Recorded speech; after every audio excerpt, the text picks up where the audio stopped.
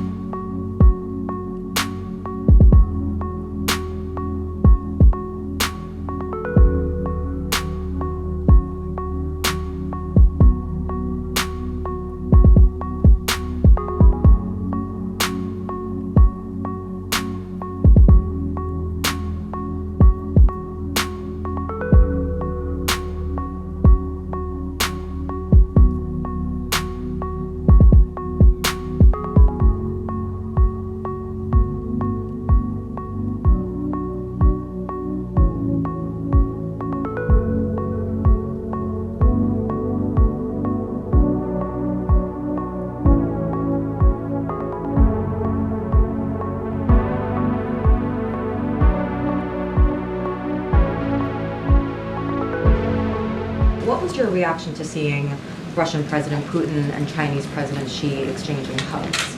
Exchanging hugs? Well, that's nice for them. Look, you have two countries here, leaders of two countries that clearly are acting in various ways around the world, inimical to our national security interests, to the interests of many of our allies and partners.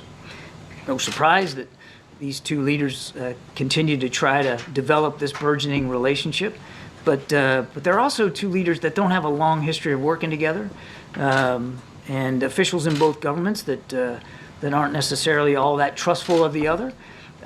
What they have in common is a desire to challenge the international rules-based order, challenge the network of alliances and partnerships that the United States enjoys and which President Biden has strengthened in his time in office, and to try to look for ways to bolster each other's national security interests as well.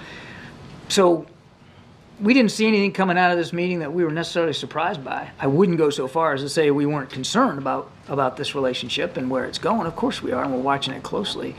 But I'd leave it at that. Did you think that was a purposeful show of public display to send any kind of message to the U.S. or otherwise? Oh man, I'm not good at talking about personal human bodily affection one way or the other, so I think I'll leave it to these two gents to talk about why they thought it was good to hug one another. I'll just tell you that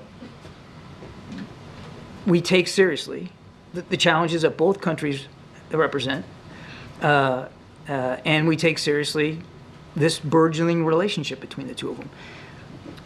That said, in Ukraine specifically, we haven't seen President Xi rush to the effort to assist the Russian armed forces and provide lethal capabilities. We are deeply concerned and have said so. I think Karine mentioned it yesterday about some of these Chinese companies that are providing microelectronics and components for Russia's defensive weapon systems. That's a problem, and we've raised that with the Chinese as well.